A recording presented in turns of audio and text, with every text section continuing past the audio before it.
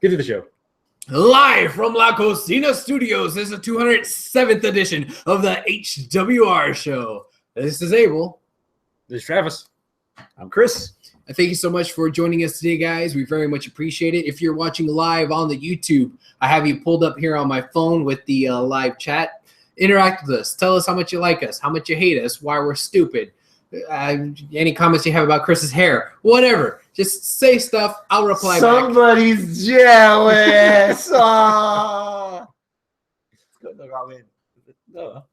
Still cute. I'm not sure how I feel about that caressing there, but Great. Give a foreplay until you get home, and Randy will finish you off. No, he's gonna follow you around like a puppy. So if you're not if you're not watching live on the YouTube Wednesday nights at 8 p.m. Central, what the fuck are you doing? Probably watching NXT or Lucha. You can still interact with us on our Facebook page, facebook.com/ Here's the news go Wednesdays. Oh, go Cubbies. Houston Wrestling Radio, or on Twitter at H Wrestling Radio.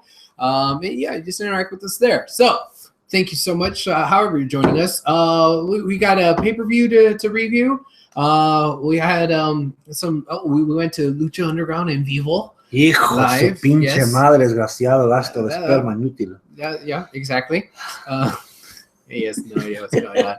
No, What'd you call me? Neither do I. He said, "Make America great again." That's what he said. Okay. That's all. That's all he said. It's true America right here. Yeah. Patriots over here. What else we got? Man, what we're gonna bust this nut right now. Oh, So, He pays attention. so at 9:20 Central Time on Sunday night, the last match, which we all know is technically the main event, Sasha versus Charlotte. Right. At 9:20 p.m. Central, was that the right call? yes. Was that the right For call? the main event? Yeah, absolutely. The pay-per-view is over. Was it still the right call? Yes. Defend yourself. It was the right call. Now, the booking of the match itself, on the other hand, well, that was a little questionable. But having that match go last was the right call. It made history for two ways. One, it was, the first time that the ladies, ended a pay-per-view, were the main event. And two, it was the first time ladies were in a Hell in a Cell match. So, yeah, it was significant. So definitely made the right call to put them on last, especially the point you made a couple of weeks ago. Out of all the three Hell in a Cell matches, it was the one that had the longest running feud. So it made sense. The matchup itself, with putting all that aside, all the booking that happened within the match, that's where I have a little bit more problems, where it's a little bit more questionable. What's the good stuff, Lon? The good stuff, the in-between the beginning and in between the end. God, it was so good. There was a lot of stuff that was very hard-hitting, a lot of things that displayed what Charlotte and Sasha can both do in the ring. They look like that they had wrestled each other before with countering things and this and that, and new little innovations. How Sasha does the double knees in the corner. She put the chair up underneath. That was kind of cool. But between the whole middle part of the match, The meat of the sandwich, basically. The meat of the sandwich was excellent. The Oreo feeling. Yes, excellent. Was it the right call once the pay-per-view was over? For the match to go on last? Or what? What do you think? In general. Oh, yeah. So we just asked this question. Okay. Well, he wanted your perspective. What did you like about the match before we start going into everything? I tend to agree with Abel on this one. I enjoyed the match for what it was. I might get some flack for this, probably, but I think it might have been overhyped a little bit. Okay. Especially when you take consideration what we're about to talk about, I assume, is the beginning of the end, or beginning and the end of it. Yes. And not so much the end of it, but the beginning. Definitely the beginning. That was my biggest axe to grind on this match. Yeah. But yeah, dude, I loved all the other spots. And the match itself was great. The table spot towards the end, when Sasha was setting up and then Charlotte kind of took over. It was a great spot. Sequence, I should say, leading into the end. I feel like it might have been a little abrupt, like 1, 2, 3. What? Like I don't think I was expecting this to fall like that. Mm-hmm. But I mean, they went through a lot of shit in that match. Not to mention hardcore rules history with WWE. When you see stuff set up, nothing's over until that stuff is broken. Yeah. And for the table to have not been broken and Sasha been thrown in there 3 or 4 times, slingshotted in there, it was just as gross, Yeah. if not more, knowing the fact that Charlotte's already had injuries on the back. Sasha. Yeah, Sasha. And for her to take those hits, it brought the feeling home that Charlotte was really that much of a threat. And it's not just that aspect, but add on top of the fact that Sasha's a little girl. And I don't mean that in a negative way. Age sense. I'm just talking about her Mass. build. Yeah, her body. It's She looks like she can easily be broken. Yeah. Hell, a couple of times in her past matches, I thought she was. And that kind of leads me into the beginning aspect of it, where that was, like I said, that was my biggest extra grind on this whole thing. I wish I could agree with Abel that the middle was the best part of the match, but the beginning was so bad, in my opinion, that I slept through the middle and woke up at the end. That's unfortunate. But you do that all the time. Not when I'm at the bar after Walking Dead. You're asleep at Neil's. Yes, on the couch at Neil's. With the World Series in the background and on the big screen, just finishing Walking Dead with a couple of drinks in me. I was wide awake for this match. I was most anticipated this match more than anything else on the card. And that beginning that Travis is about to get into just dragged me out of it completely. Okay. How did the beginning go? Well, they did a nice setup of building up to the match. Yes. With the entrances, Charlotte had the peasants carrying her out. Yeah. Yes. And that's nothing new. I mean, we've seen it with Macho. We've seen it with Jerry Lawler. Hell, even the intro video, even the history of Harley Race had the King Mabel. Yeah, those poor bastards. Those poor bastards had to carry that guy. Okay. No, but anyway, so that's nothing new. But it's cool to see it on her. It was fitting. Yeah. Even though she doesn't have a king or queen gimmick, but whatever. Well, she's starting to call herself the queen now, but yeah. So anyway, she comes out, and then Sasha tried to redo the whole the NXT entrance, which was the first time for the main audience to see that. So yeah, which honestly I liked it better on NXT, but I thought it because it was fresh. It was fresh. It was I thought it was a little bit smoother as far as how they did it. But anyway, that's small. I like the fact that she came out of the sunroof. Whereas in NXT, she just exited the vehicle through the passenger door. Escorted. Yeah, it's something different. But anyway, they're both in the ring. You notice the ring, the cage hasn't gone down yet, right? And that's when they do the intros for him. Big fight feel. Intros. Yeah. Big fight feel. And then that's when Charlotte proceeds to attack before the bell rings. Well, I was gonna say even before that, both Charlotte and Sasha, as the cage was lowering, after they did the intros, you could see on their faces they were like starting to get emotional, like, oh God, That's what they should have been doing on Monday when Mick Foley was pouring his heart and soul out. And neither one of them, even to Sasha's discredit, neither one of them sold that shit for anything. So it kind of didn't have the impact to me that it would have had they not have been paying attention on Monday. Right. So. And that's well, I agree. Yeah, that should have happened back then. Even forgetting about that and just looking at the microcosm of just this match and more specifically just this intro, God, it was great. It was, just taking off.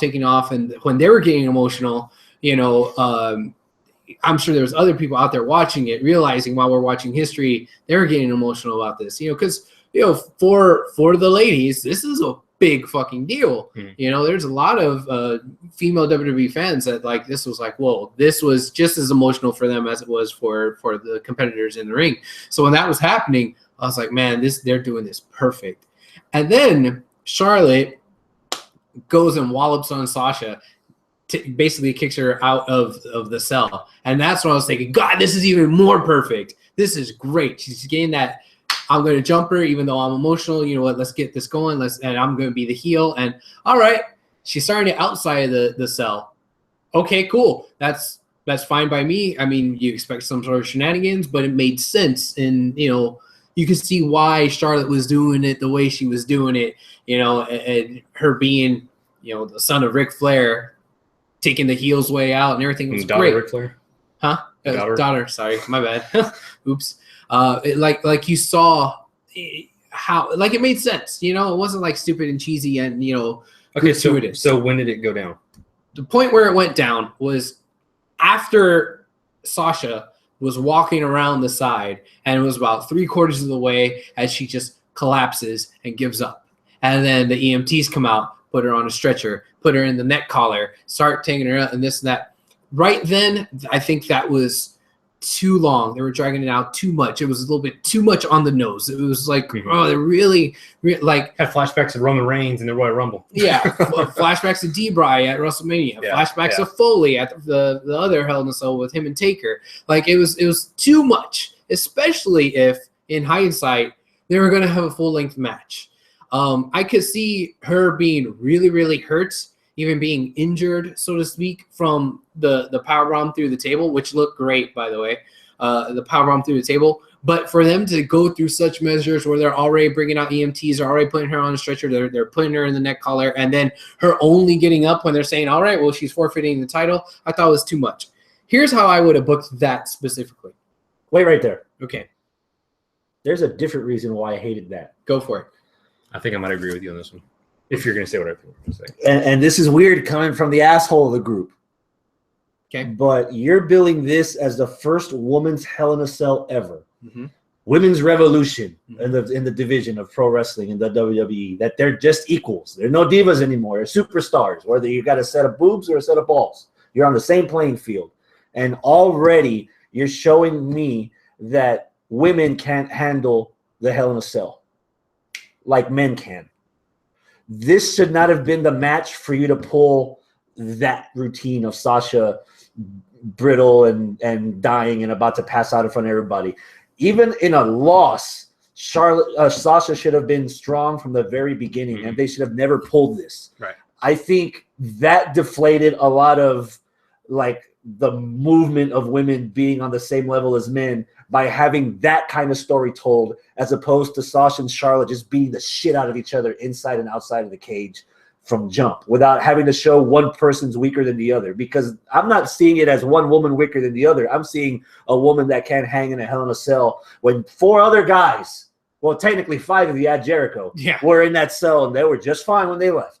Mm-hmm. That was not a good taste in my mouth for me to take in as a wrestling fan and as somebody observing the movement that women are trying to make in general, not just in pro wrestling or just general, you know. And that just, for me, it just didn't work. And that for me was the biggest disconnect. That just, well, and I want to add on to that. I do tend to agree with you on that one. My only thing is the reason all this happened was in the first place is because they felt like they had to do a spot. That was the one thing that everybody was worried about before this match even started. Weeks on in, it was like, oh, please don't die. Please don't do anything to hurt yourself. You know, I'm worried that they're going to do something outrageous. They're going to try to outshine the other matches. And bell isn't rung yet. And Sasha's already climbing up the cage to try to whatever she was going to do. And then Sasha basically climbed it down and got on her shoulders and did the powerbomb onto the table. That right there by itself took me out of it, because you're already forcing something that didn't need to happen. Okay. And then on top of that, Sasha's already, like you said, they were milking it. She was dead, but she could walk all the way around the ring.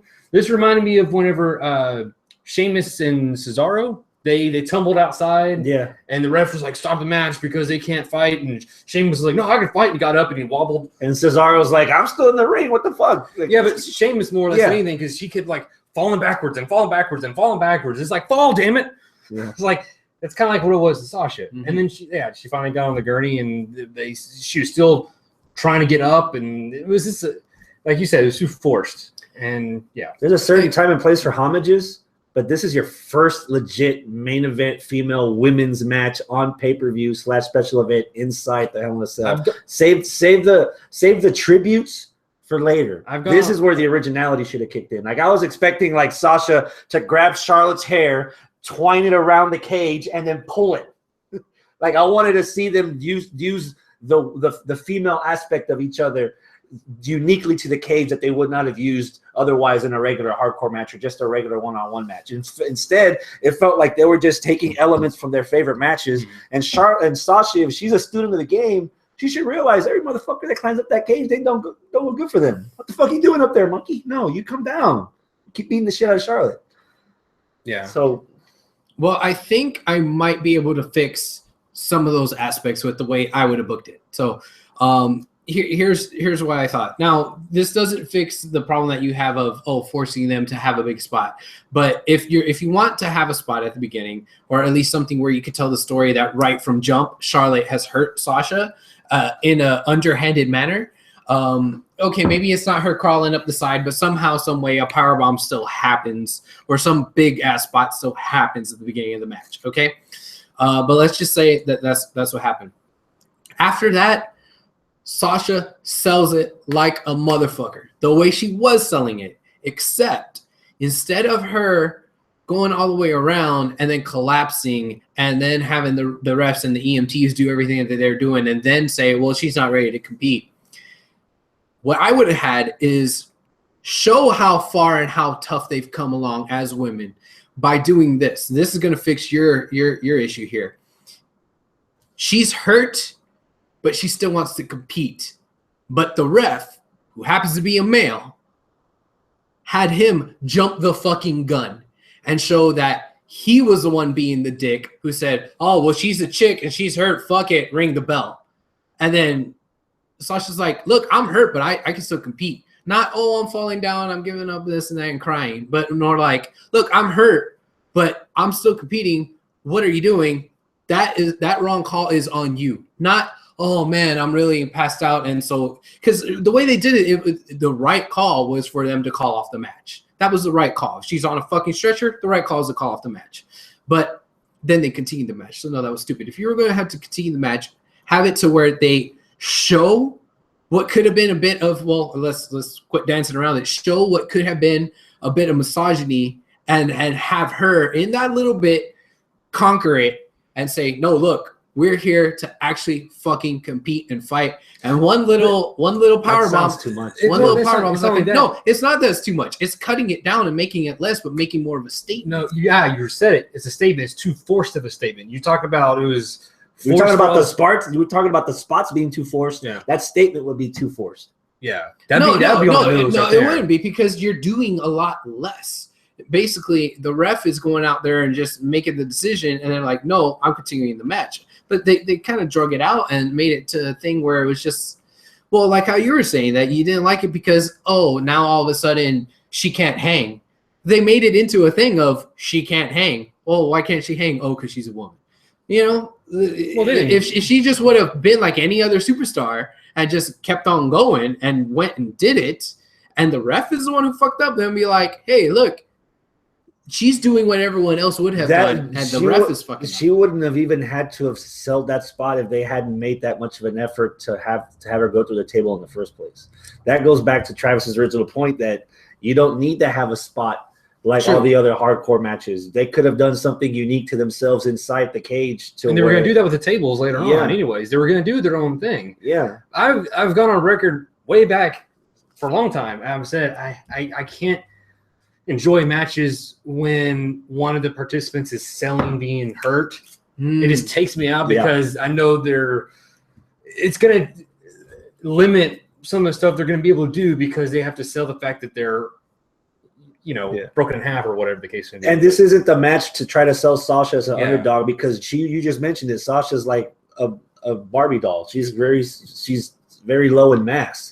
This Hell in a Cell match is not a match where she could be where she has to be the underdog. Her being in a cell by itself is enough to sell that aspect. Not to mention Charlotte, for the most part, before she jumped Sasha, did sell like, holy shit, this is a big deal. So that kind of leveled everybody out. Right. So you didn't need to reinforce Sasha being an underdog by having her do the entire spiel that she did. Yeah. So that just took it away from me. I mean, it was too on the nose, too forced for when the whole thing was starting, up to the point where the bell actually rang. She got back in all that. Once the bell rang and the match started, okay, it was fine. They're going through the motions. Like if you forgot all about that, about the stretcher. No. But if you did, then it would have been. It would have been fine. Yeah. Until you got to the end. Until the end, yeah. Like I said, for me, my biggest issue was because I think we went back and forth about this last week. Like, who's going to win, Sasha or Charlotte? Well, hometown usually, the whoever's from that town loses. But I think we were still saying that Sasha was going to win. I think. Yeah, I thought so too. I thought Sasha was gonna win because they kept hot potatoing this title back and forth. And if Sasha wins, then Charlotte's automatic rematch is done. Right. You know, if Charlotte wins, then Sasha has automatic rematch and the feud continues. And we were complaining about this the last time that they had the match. It's like these two are going back and forth too much together. If it's in the Hell in a Cell and it ends and we're done, great. The way to end it, right? Sasha wins it in her hometown. Yeah, but clean, abruptly, 1, 2, 3. Good night, everybody. You know, to me, that's my biggest issue with the ending. It just felt kind of rushed. It did feel rushed, and there was anticlimactic. That's what anticlimactic, rush, abrupt, unexpected. It just kind of happened, and there was suspicion amongst Twitter and whatnot saying, "Was that how it was supposed to end?" Because remember, Charlotte threw her on the table, didn't break, so she kind of rolled off. Threw her again on the table, didn't break, she rolled off. Then natural selection, 1, 2, 3. I mean, it seemed weird, like something else was supposed to happen. The table didn't break. It's almost as if Sasha's not strong enough, doesn't have enough mass in her body to break the table if she gets thrown on it. Maybe that's what it was. I don't know, but it seemed like something. I don't know what. Something seems like it was botched. Well, regardless, I mean, that's just all hearsay. We don't. It is hearsay, but taking the hearsay out, just looking at it, it just looked weird. Right. Weird and too quick. And of course, I think the wrong person won the match, but. Talking about feuds that have gone long enough. How about TJ? Well, hold on. Are we willing to make this a match of the week candidate and or pick? Hell no. It'd be a candidate for me. It's a candidate for me. Yeah. No. I don't know if it's my pick, but it's definitely a candidate. The beginning of it I can't. Okay. All right. Well, there's a feud that's gone too long. It's Kendrick and TJP. Well, it feels like it already. Kendrick beat him. Which is right, which is good. Yeah. But we get more. That means we get more of these two against each other, though. Right. What did you think of the match? I thought it was okay. I didn't think it was spectacular. Mm-hmm. It was kind of forgettable and evident by the fact that I don't really remember a whole lot of it. And I know I was paying attention, so I was like, I feel like I've seen it more than once, which I have. So I don't know. And I'm sure we'll get into the aftermath of that later. But I was just kind of looking forward to that being the end of that storyline with Kendrick and having somebody else in the title picture and having them developing more people within the division. Well, actually, we might be getting that later with some new news that came out this week. Okay. How about the finish between the tag champs and Cesaro Sheamus? Oh. Who wants to complain first? Y'all go ahead. You can go first. Go for it. Well, I don't really have to complain. It's just you. I know you are chomping at the bit to complain. Me? Moi? I complain? Oh, heavens to Betsy. Heavens to Murgatroyd. What? You don't remember that? You don't remember. What are you talking? So yeah, my biggest complaint is going to be the end of this match. That call, the disqualification call on New Day. When Xavier's tapping, right? Yeah. And that's why Cesaro thought he won. Yeah. Yeah, but they're on the outside of the ring. Yeah. They get the trombone and they swing. Doesn't even hit the guy. He misses him. The referee just sees them out there, not hitting each other, but they're all out there, and he calls for disqualification. He sees the aftermath of the hitting. Yeah. Yeah. It doesn't see the hitting itself. Yeah. Yeah. It was just kind of weird. It wasn't weird. It was bad. Okay, weird. Yeah, bad. Sure, I'm willing to say bad. Yeah, it was bad booking, and that I didn't care. I was out of it from Monday. Yeah, and I said I was, I don't know this whole thing. I don't know. New Day, and they're just gonna keep these titles till they beat Demolition. Yeah, the longest reigning. And then they're gonna try to beat Bruno. Which is unfortunate because you have the club which desperately needs something.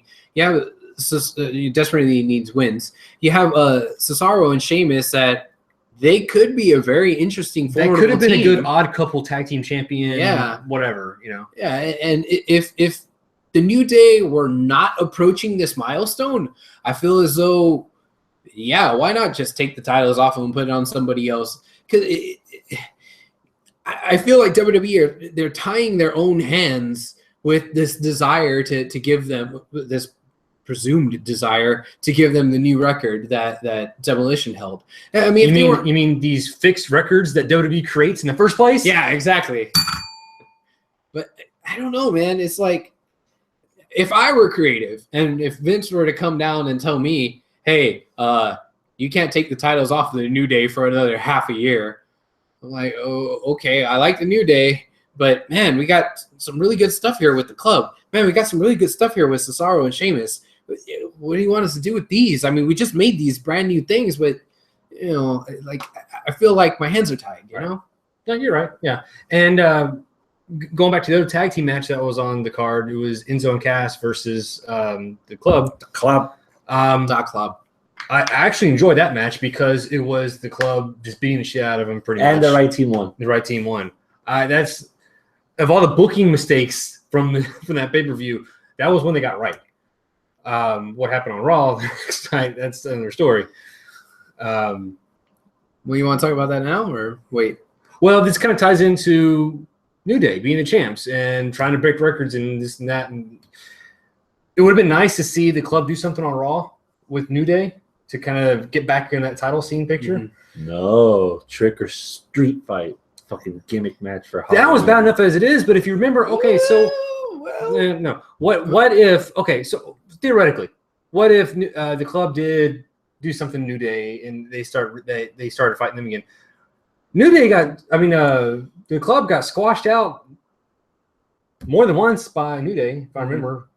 Ring postitis and all, not squash, but well, they got the upper hand on New Day a little bit there. But who won? They didn't win any matches. They won a few. No, they won a few battles. They didn't win the war. Maybe some one-off matches, like one-on-one matches. Yeah. I mean, they put Big E on the shelf for a little bit, and that was the whole gimmick for a while. But yeah. So I mean, basically, my point is, we've already seen them go up against New Day.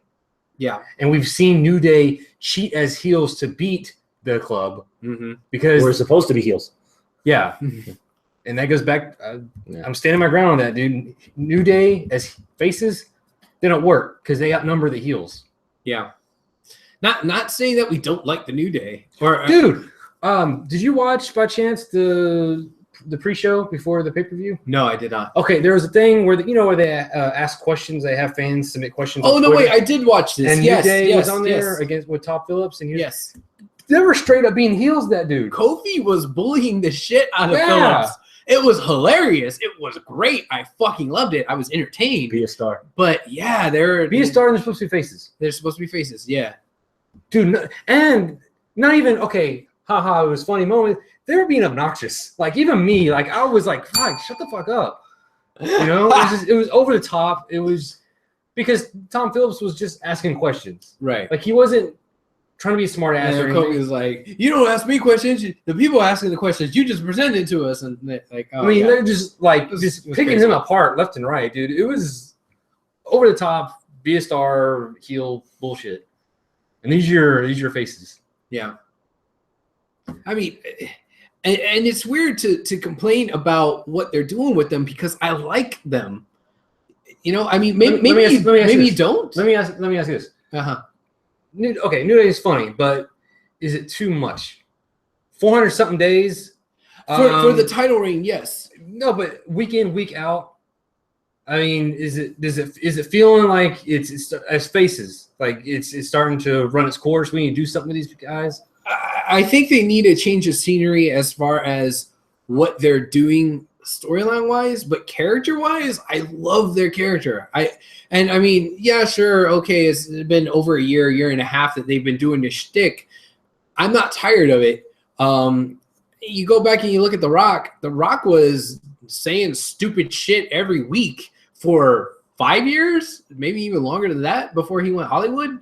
You know, like if it's working, it's working. The character is working. It's just the booking that I'm not agreeing with. Rock always had somebody, and Rock didn't have a championship that he was tied to. Exactly. That's what I'm saying. It's the booking of the storyline, not the character. See what I'm saying? Do you see the distinction there? Yeah. So I don't know. What about you? What about you? Yeah. Todd Phillips is like Michael Cole. He like fans will cheer anybody bullying Todd Phillips or Coach or Michael Cole. Right, it's DX and Michael Cole all over again. Well, that's not my point. I mean, the point was they were heels. They're being heels. But besides that, my question is, what do you think about New Day right now? They're entertaining, but they don't need the belts. Right. But I don't think that's the issue you're asking. You're asking if you're asking, are they justified in being baby faces? Well, if they need to be baby faces, and is it too much? Like, are you still okay? So you're entertained. Since you mentioned the whole Raw thing with the New Day, here's where I still draw the line that they're baby faces, because you and I enjoyed this when we saw it, when they were backstage cutting the promo and making fun of all the SmackDown teams. Hold on a minute, players. I hear American Alpha. They're fucking legit.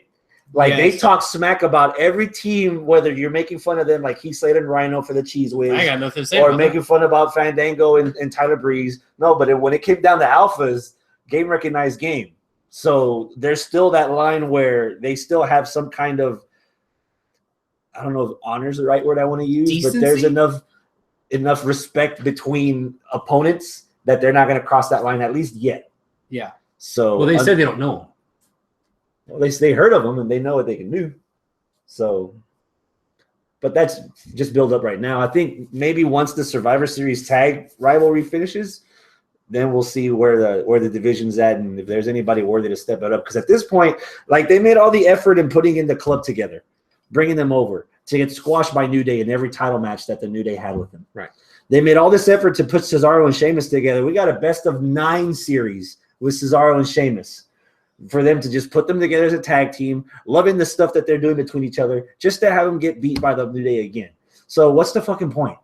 Yeah. Like, at this point, it's not even about the record. It's like they've squashed all their competition except Cass and Enzo. They haven't crossed paths yet because they haven't had a chance yet. But every other team in that division, they've proven they're not worthy against the New Day to win these titles. Mm-hmm. As a face, let alone New Day already starting to do like the tweener Healy stuff to keep their titles. Mm-hmm. So, and not to mention, since they're not going to defend the belts at Survivor Series, that's just more time added onto their record. Right. So right now, if the feeling is they're just doing this for the record, as opposed to, we're going to see a nice build-up for the New Day versus Cass and Enzo at the Royal Rumble or at WrestleMania, because that's not the focus right now. The focus right now is, hey, we're this close to beating Demolition. Okay. Again, a record that WWE sets themselves. Yeah, right. It's not even like, if it was a legit thing, it'd be cool. Okay, but fuck WWE. Which cell match did you like better? KO versus Rollins or Rusev against Roman? KO versus Rollins. Go. Yeah, I know I spent a lot of time last week complaining about Jericho's involvement in all this. And how there's a lack of Triple H's involvement. And then the end of the whole match was, Jericho snuck his way into the cell, figured out a way how to get in there. The match, both of the matches themselves were solid. I liked both of them, in ring wise. I just was amused.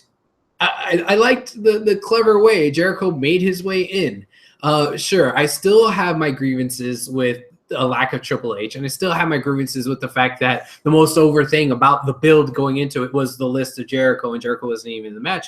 But just the cleverness of how he got in there and helped KO beat Seth, I enjoyed it for what that was. I'm still super fucking pissed that where the fuck is Triple H? Why is this not the focal point of this feud? But in the microcosm of just the match, just that night, I liked it. What about you, Travis? Which did you like more? I like Rusev Rowan. Okay, that's fair. It reminded me of just a straight up Hell in a Cell match.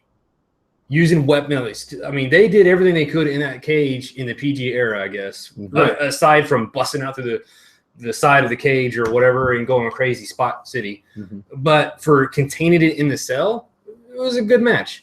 The accolade with the chain around the mouth. Oh, come on, dude. The visual of that was sick looking. Yeah. The spear off the top of the steps in the ring. I wish Rusev won, but other than that, what are you going to do? It goes back to your booking. But other than that, I enjoyed the match. And I think for me, that's a testament of the chemistry of both guys. We've hated for months how the booking of this has been and who's been playing what role. Regardless, from bell to bell, maybe take away the match on Raw because we didn't understand why they were giving that match away for free before their first official pay-per-view feud match. Right. They've been consistently good. They got good chemistry. And yeah. I think it's because they're two hard-hitting dudes. I think that's the thing. And it just proved it. The quality of that match is what I'll remember most out of all 3 Hell in a Cell matches. Mm-hmm. That match, even in that cage, not only did they keep the quality level, they kind of raised it a bit. You know, they set the bar for the rest of the night. Yeah, shockingly, because you would think, okay, Hell in a Cell PG era, it's gonna suck. They kept my interest throughout the entire thing, and I was thinking, and I had that same thought. I was like, they fucking set the bar pretty. They set it decently high, more than I thought they would. Dude, just him whipping him with the chain. Bring up the steel, even though he was wearing a fight jacket, but having the steel steps introduced, yeah. And the spear off of the steps looks pretty good too. That too. I said that. Yeah. Oh, when Roman was tied up in the ropes and he was just wailing on him with the kendo stick, and he broke the kendo stick across his fucking leg. Yeah, dude, come on. That's a fucking Hell in a Cell match right there. Well, you posted this on Facebook like just a few minutes before we started recording, so we didn't really have a whole lot of time to bill it. Yeah, to get a whole lot of responses, but we did get one from a listener to the show, Daryl Hughes, and the question was, out of the 3 matches, the 3 Hell in a Cell matches, best to worst. Yeah, best to worst. And what he says is Rollins Owens, Sasha Charlotte, Rusev Reigns. Okay. I think like if we were to enumerate like quality of the matches, I think they all are kind of pretty tight together. Yeah. I don't think that there was one obvious best of the 3 matches. I think they're all pretty high quality. They could range anywhere from, I would say, about 6s to 8s. Okay, let's put it like this: there wasn't any bad cell matches. Okay, there wasn't any bad.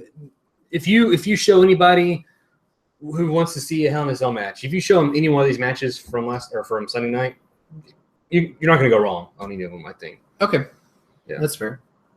Start off Raw with Goldberg and Heyman in the ring, and then out of nowhere, Rusev's music hits.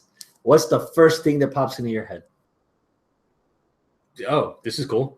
Warm-up match? That's what I was thinking. Yeah, I was thinking that too. I was like, oh, this is one hell of a warm-up match. Yeah, I know. Yeah. I would have. That was my first thought. Okay, this is going to be his tune-up warm-up, knock the ring rust off. But then I also thought, are they really going to be paying him millions and millions of dollars for a warm-up match? No, they're probably not going to do that. So this is probably going to be some sort of just scuffle, kerfuffle thing, which is what it wound up being. My other secret hope was, ooh, do we have a new Paul Heyman guy? But I was thinking that too. Yeah. Well, before he started talking, I was thinking, oh, what's he doing? But before that, Heyman said that Lesnar was there and music hit. Yeah. Did he get you? Yeah, I would say he got me. He got me a little bit. Nah. Yeah. Okay. Nah. What was my? We were watching together. We were just laughing.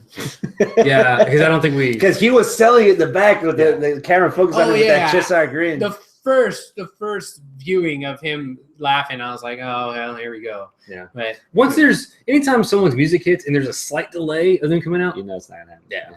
Mm-hmm.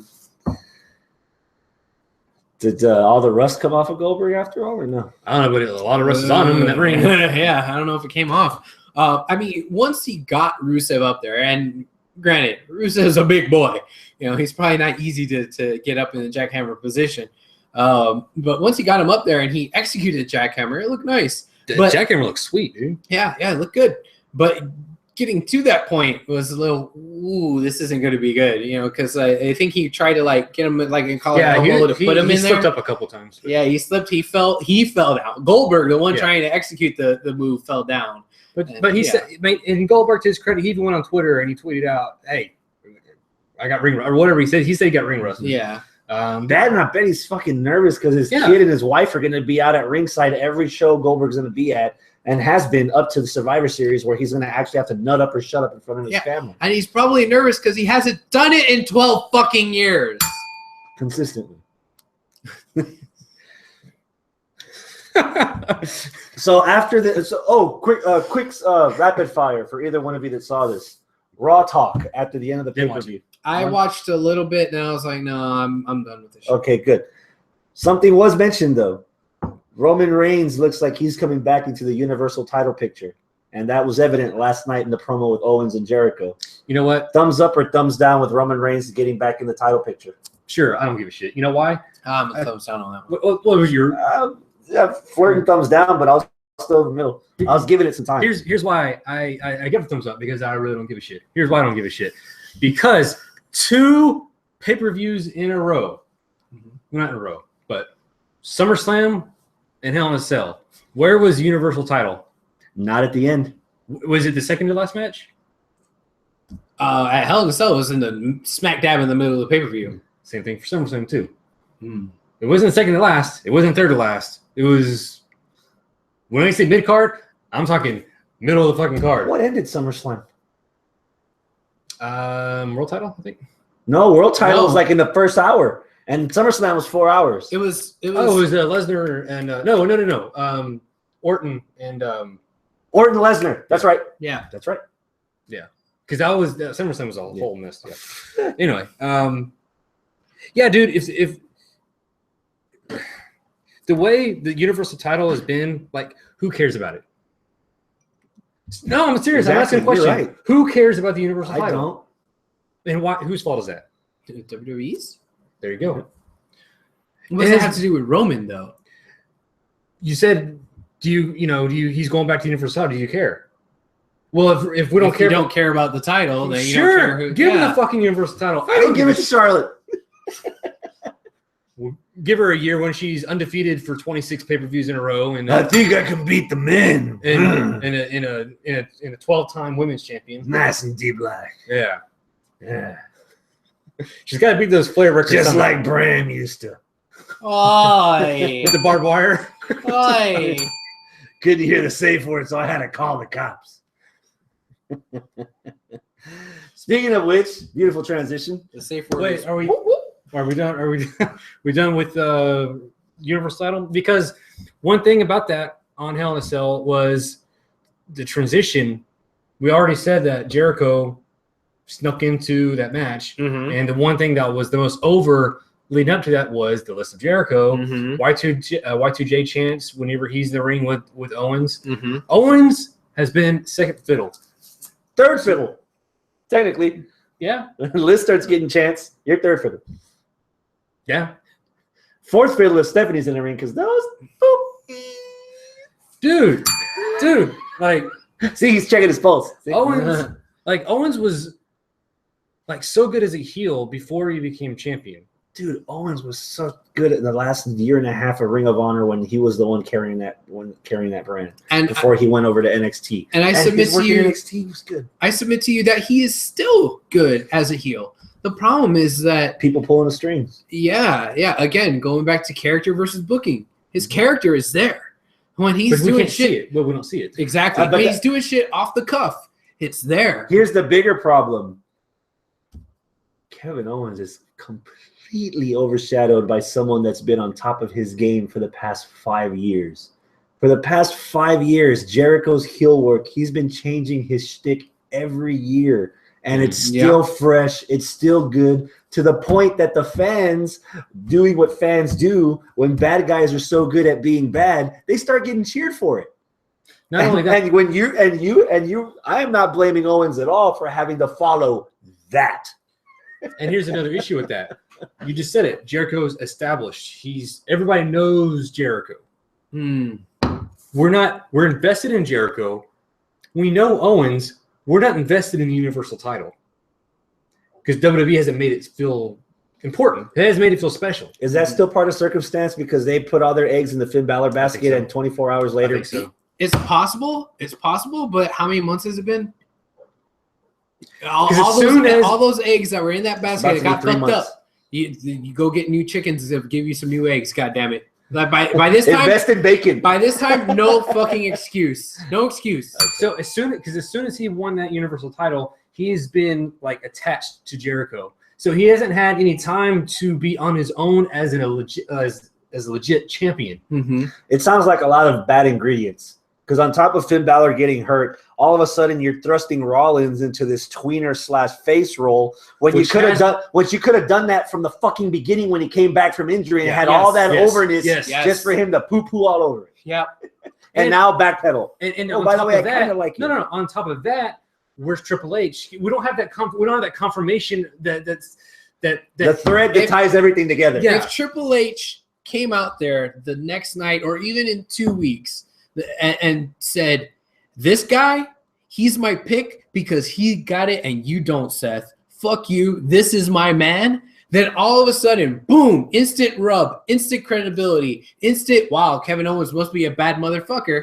But that's not what they're doing. They're having to do the buddy cop thing with Jericho. And even though it's good, even though it's funny, even though it's entertaining, it's not as impactful. It's not as important. And the only person that can bring the best out of Kevin Owens is the guy that gave me the most trouble, Chris Jericho.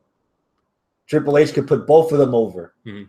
Even more to where, all right, now we know the Universal title is a big deal because these two guys haven't made a big deal. So what we had instead of us making our decision that we like Jericho, therefore we're making Jericho and the clipboard a big deal. So what we happened in that Universal title match is you have Owens. He defeated Rollins. Okay, right. He still kept his title. Yep. What happened after that? Jericho went back. Beat the shit out of him some more. Codebreaker on Rollins. He took all the heat. He did. You're right. Whose music did they play? Jericho's. Not Owens. Where's Owens at? Already halfway to the shower. He's already done. Yeah. He's at the ramp. If you really want to do something with that, why not instead of Jericho coming in and doing things, why don't you have them have their match and then towards the end, Triple H comes out and he costs Rollins the match instead of Jericho. That way we have that tie-in to what's been going on. And then after that, instead of Jericho going in and giving him the code breaker, instead of giving it away for free the Monday before on Raw, that's when Kevin Owens powerbomb Seth Rollins at the apron of the ring and lays him out. Then it kind of makes sense that, Roman Reigns' little brother's hurt. Let big brother come in here and get into the title feud. Because they've been teasing it for the last couple of weeks. Hey, we want Shield. We want Shield. Even the way they closed out the Raw on Monday. That would have been a nice bridge between to show the solidarity between the two slowly coming back and maybe actually winning some of those fans over that have been booing Reigns for so long. I'm sure we'll get to that here. Yeah.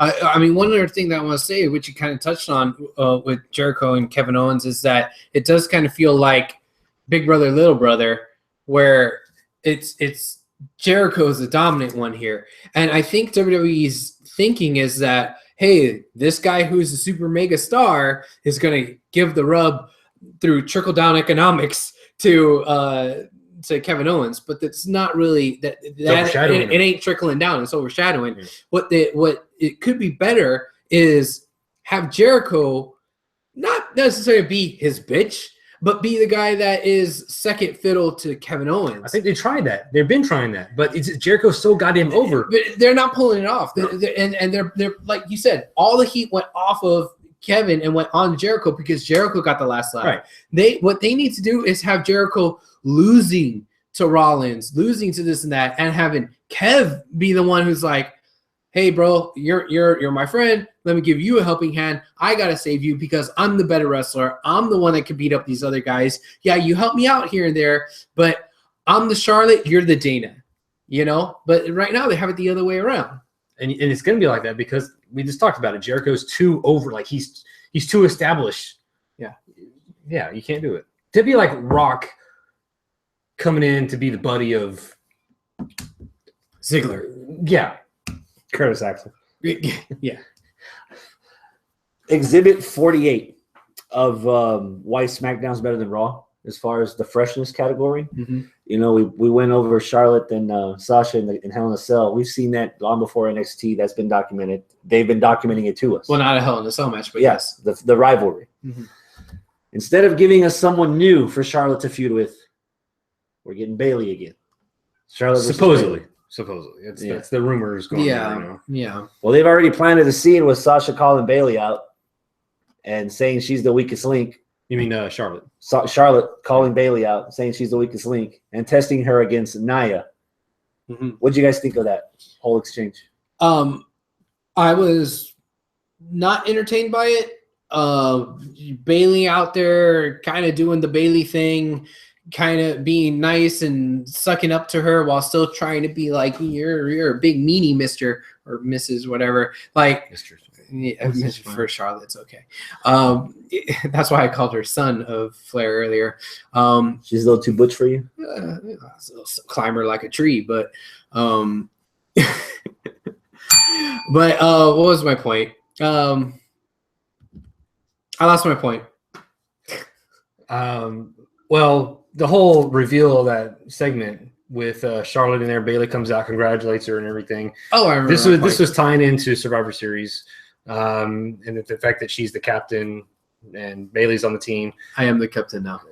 Yeah. So now here's the thing: like Charlotte was like teasing, like who's she gonna fight, and Bailey was being a little bit cocky, saying, "Oh, it's Dana Brooke. Oh, I beat her. Yada yada." Getting kind of annoying. But then Charlotte starts laughing at her. She's like, "No, it's not Dana." And then it brings out Nia Jax.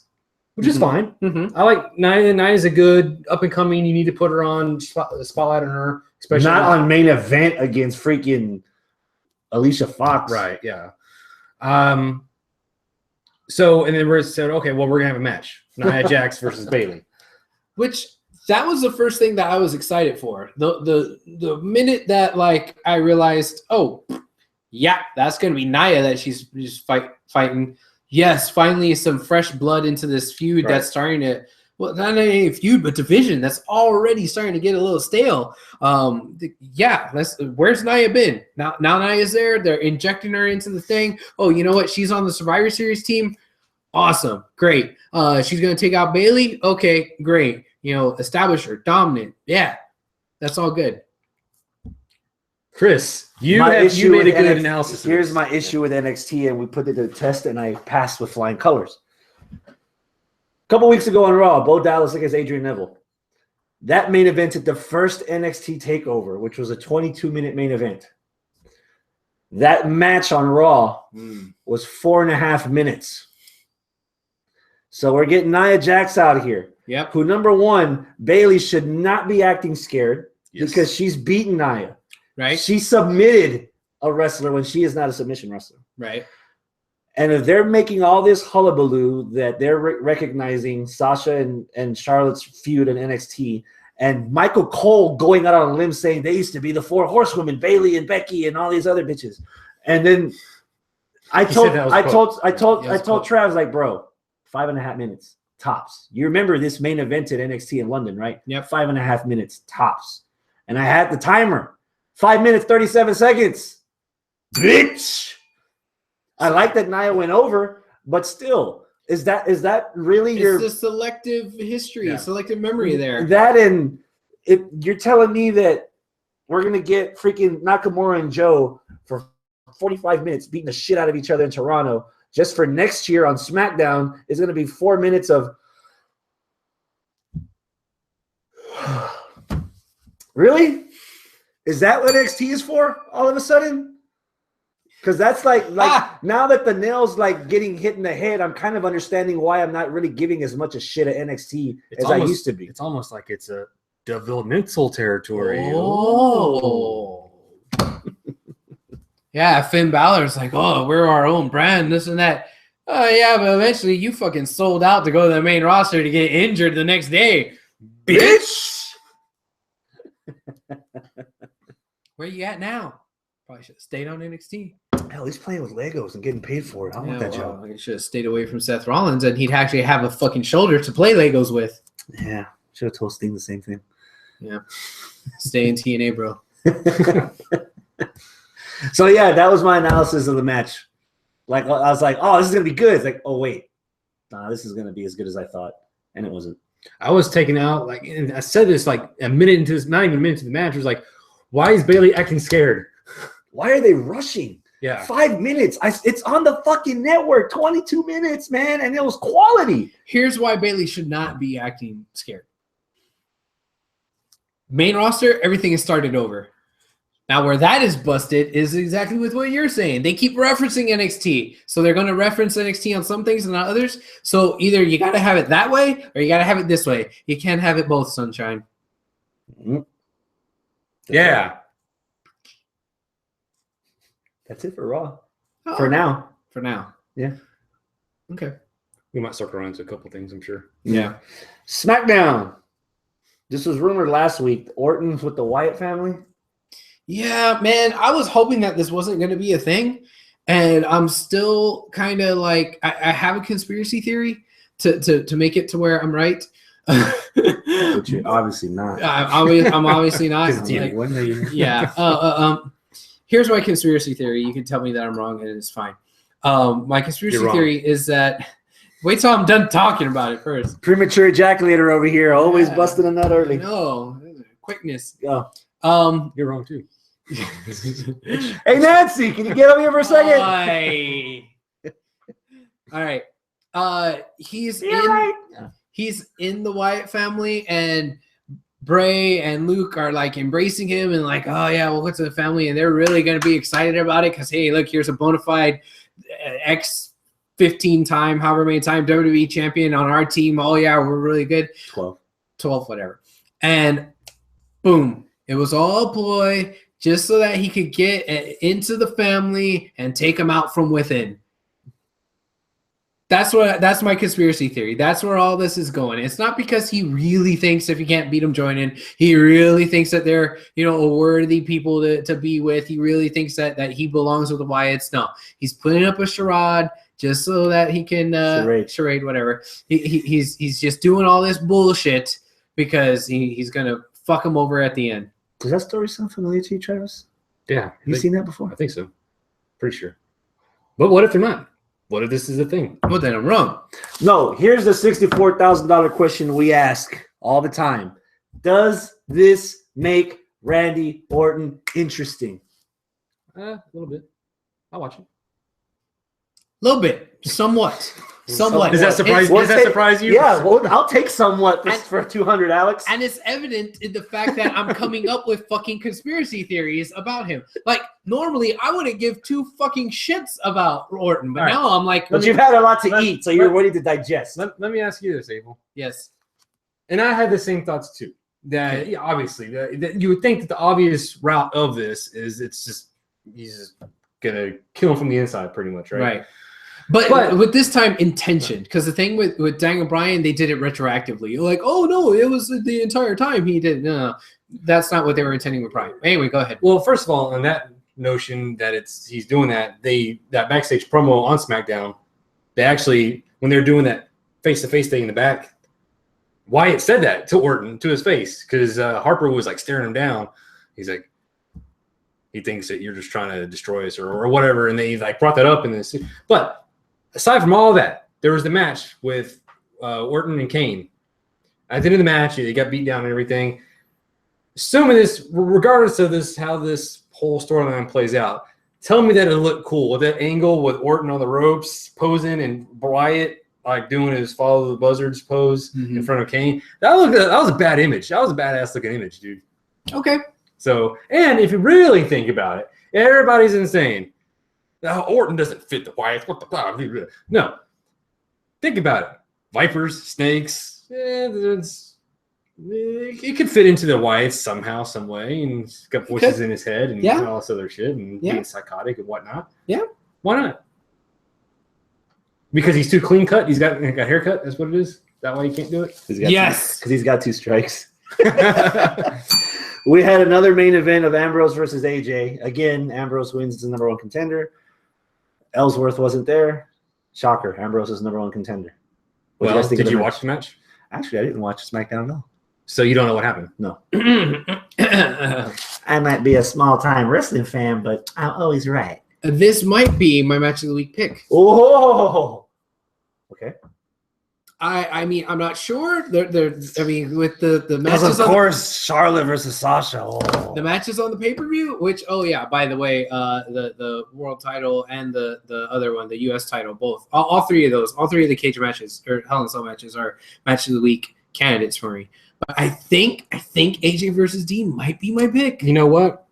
While I was watching the match, I was thinking, holy shit, this is a badass match. I know. And then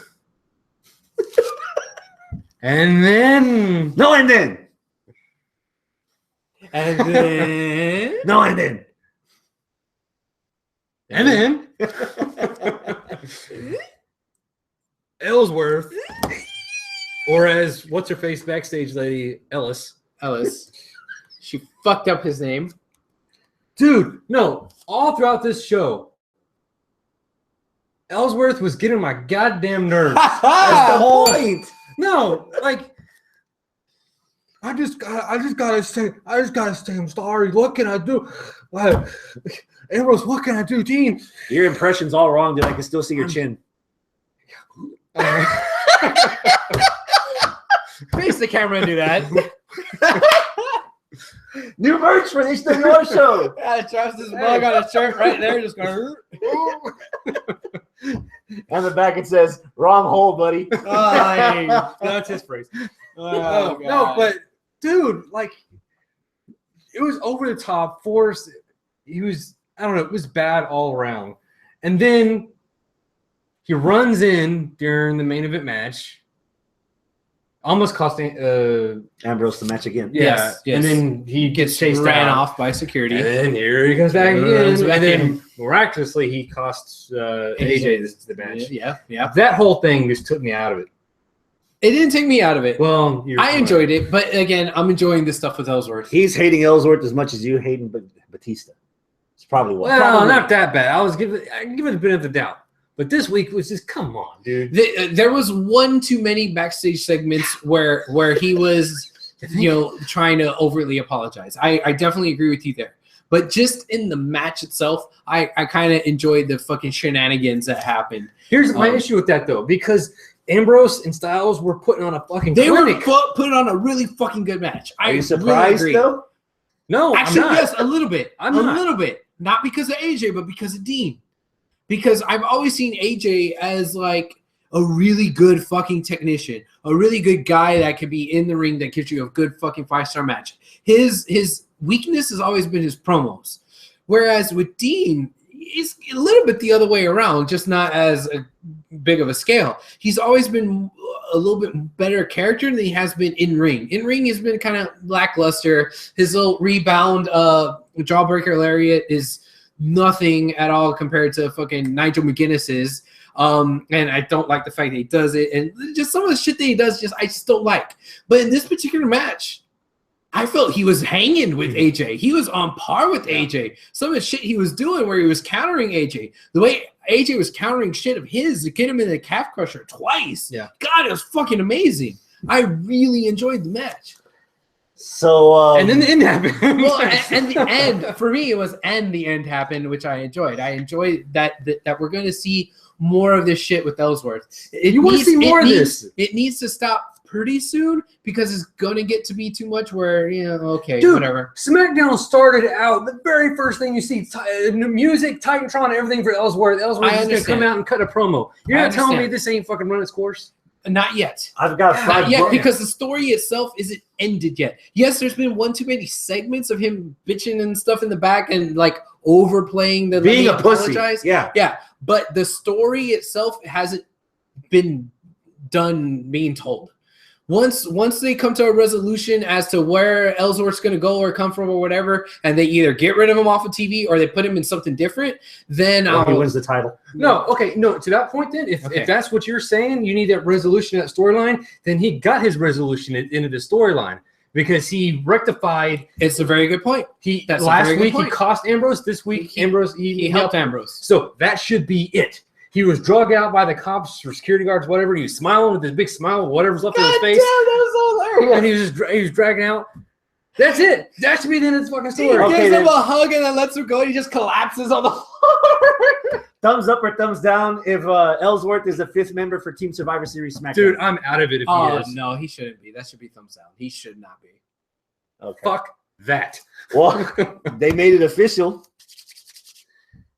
Sunday, December 4th in Dallas for the World Heavyweight title in a TLC match. Ah, yes. Ambrose versus Styles. That alone, what is your anticipation level? Right now, about 8. 7. Yeah. Let's see that was. About 10. You're at a 10 for that? Yeah. Wow. AJ And that's with Styles, you not watching SmackDown. because I'm gonna be there. Oh. AJ Styles' first TLC match in WWE? 10. You know what? I didn't realize that. You're right. AJ Styles, the king of fucking X Division, Ultimate X matches. Okay, yeah, you got me. Yeah, you know what? Yeah. Oh, you just okay. I'm bumping that up to about 9. I'm not at a 10 yet. Yeah, we got time. About an 8 or 9. Yeah. We got about. Well, we only have 3 weeks build for Survivor Series. Okay. And then we've got about another 2-week build for TLC at least. So, but right now Survivor Series is coming up. What are the teams looking like so far for Raw? We've got Roman, Jericho, KO, Braun. That's 4 out of your 5 right there. They won the feed. So we're still missing 1. Right. But SmackDown, they named all theirs on SmackDown. They're Corbin. Which they're missing 1. No, they named them all on SmackDown. They showed the graphic and all 5 guys are on there. It's Orton. Because on Miz TV, D-Bry, he named them all because Miz wasn't. Do you remember who they were? AJ. Yeah, AJ, Dean, Corbin, Orton, and oof. It wasn't Ziggler because Ziggler has an open challenge. Yes, Ziggler has an open challenge, and it's not Miz because Miz was all pissed off. I think they have an open spot left. No, they named somebody. Yeah, is it Wyatt? Yes, it's Bray. Okay. It's Bray. All right, it's so Bray. it's fine. Yeah, against Strowman, and they're still missing 1 person for Raw. You got we called Strowman, it Strowman and Bray and on the other side, and then Orton also. So, well, I think Orton's going to get swapped out because there is a rumor that he's not going to be at Survivor Series. Why? Yeah, his wife's due. Yeah. Oh, okay. So that's no Orton, no Cena. Interesting. On Team SmackDown. Right. So I think that's when Miz will come in. I think he might be a replacement for Orton. Okay. I'm thinking. Yeah, I agree. What do you think so far? Liking it? Kind of, sort of? Not really? I don't know. It really depends what they wind up doing with Bray and Orton. I've never been the biggest Corbin fan, but What'd you think of the vignette for him this week? I don't think I remember it. Did you watch it? No. There was I didn't watch SmackDown. There was a little vignette for Corbin, just him doing a voiceover. So I don't give a damn. And he's showed different clips. I was in the kitchen cooking. Yeah, it was different clips of him riding his That's what you motorcycle. call it? Yeah. No, I would. Anyway, it was just a hype package for Yeah, I remember hearing it, but I didn't see it. What is starting to bring me around, aside from the talking smack from a few weeks ago, was a tweet that was sent out today. Jericho. All this stuff. It's a tweet that gets him over. Yeah. Well, it's another progression that got me over. Jericho listed off the participants of the SmackDown team and like, oh, a bunch of stupid idiots, and then y'all just made the list or something like that. And Corbin replied to it, retweeted it, and said, "Shouldn't retirement be on your list?" I was like, "Damn, okay." So yeah, that kind of got me to chuckle, and I'm like, "All right, yep. I'm starting to." All the things he's seen a tweet from. I know. I mean, sometimes it's just the little things, you know. How about the women? Apparently, Natty's the coach for Team SmackDown. I don't know if I'm on board with that. That's going to get old fast. Yeah, I mean, do you really need a coach? It already got old on Talking Smack. Yeah, like you already have 5 fucking people on the team. You really need a coach, so you need a 6th? Like, come on, man. Look, here's all that matters. I want Nia Jax to be the sole survivor for Raw. Done. Like, do you want Raw to win? I want Raw to win, and I want Nia to be the only person on Raw to survive. See, here's the thing. Because there's nobody on that SmackDown roster that could be able to compensate for that edge that Team Raw has, which is Nia. Really? Because we just saw on NXT Bayley just making her tap out. Yeah, Bayley's on Team Raw. Right. And Nia Jax is How on big Team is Raw. Bayley? You think Alexa Bliss is going to beat her? Well, I was about to say she's bigger than Bliss. Yeah. Okay. I don't know. You got Nikki on the team. Yeah. That'd be fun. Nikki against Nia will be fun. Becky's she's scrappy, so she'll go after her. Naomi, she'll go after her. Or as Renee Young kept calling her on Talking Smack, Trin. Yeah, she probably got yelled at for that. She probably did. She did it twice. I'm like, oh shit. Poor Renee. You know what? Because as far as Raw and SmackDown goes, I like the women division on SmackDown more than I do on Raw. I agree. I think they're more fleshed out. I think they're more defined into who their characters are, And it's not stale. It's not stale. It's not the same two people going at it, and we don't see the rest of them. Yeah, it's I don't know. So I'm kind of going for the SmackDown. I mean, the freshness that you're getting out of Bliss and Carmella now, I like it. That promo, yes, that after. Thank you. Oh my God, that was some good shit. Yeah, I was not expecting that. Yeah. Carmella and Bliss both, talking smack about their respective opponents that they've been feuding with, and then turns it into the Raw promo. Yeah. Oh, it was so good. Yeah, it worked it. Yeah, I was impressed. I was, because I didn't think Carmella could pull it off. No, I was good. The Cass and Enzo talking is probably rubbing off on Carmella. She has been owning this heel turn. Yes. Ever since she got that heel, man. What did she say about Bailey? She said something about Bailey, and it was like, oh, she's gonna do her little oh fuck, I can't remember, but she was basically belittling Bailey's character, but basically being a little girl. But it was like, oh, okay, best friends. Now she's showing her true colors, I suppose. But no, it was good. Yeah. Well, I don't know the whole thing, and then the fact is, Alexa, she's been good, but I think we all agree that you could tell she's still on the rise. She's still on the rise. Yeah, she's still learning as she's going, and she's not where she could be. And I wasn't too sure about her promo skills, but dude, they both knocked it out. So, what about the tag teams? Was on Raw and pretty much making fun of the rest of the tag division. Did anything happen on SmackDown?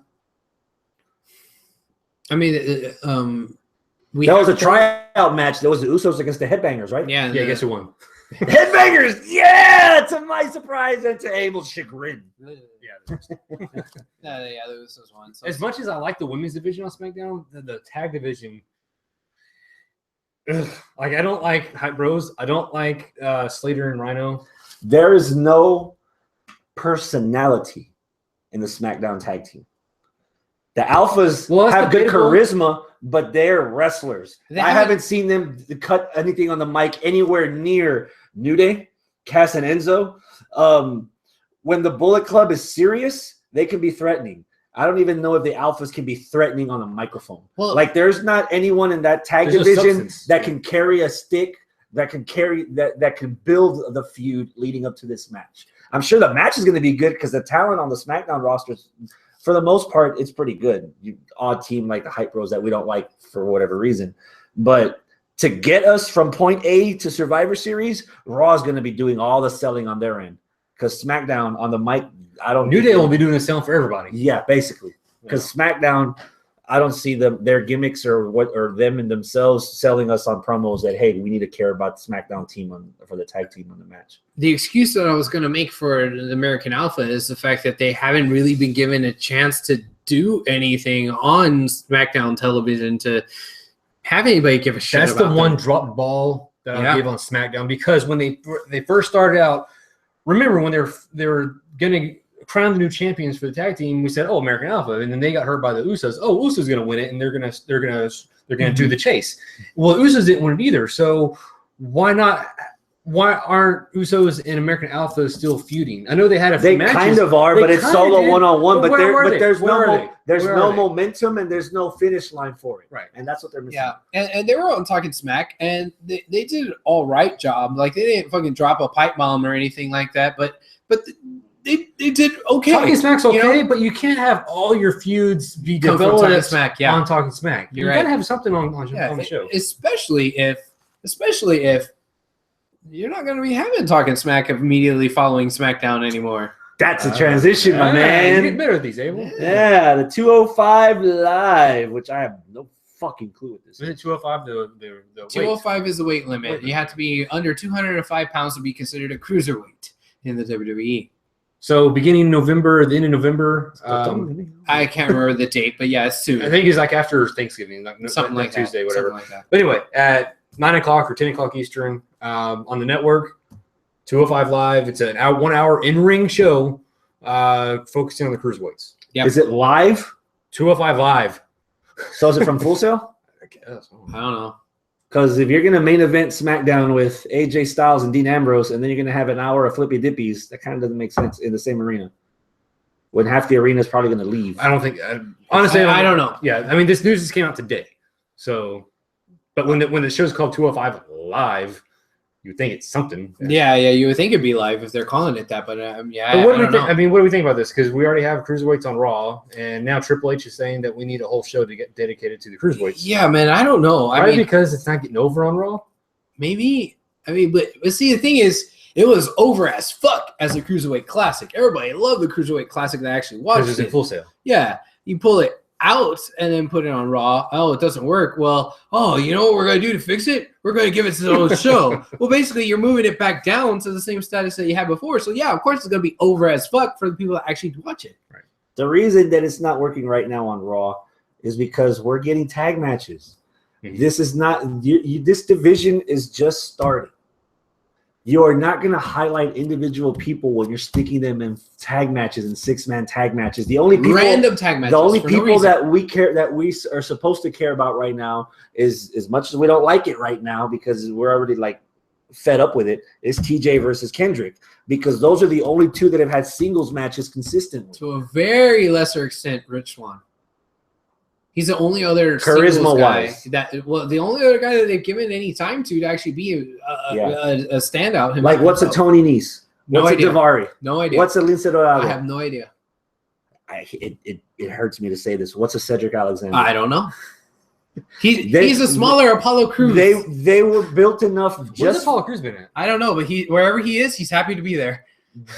Daniel Bryan and Mauro Ranallo did enough of a job to explain who everyone was in one-on-one matches in the Cruiserweight Classic. But all of a sudden on Raw, with Michael Cole, when somebody does a spectacular move, Michael goes, "Oh, wow, look at that spectacular move," instead of Ronaldo calling it, "Oh, tope su de pendejo chingao." Mamma mia! Yeah.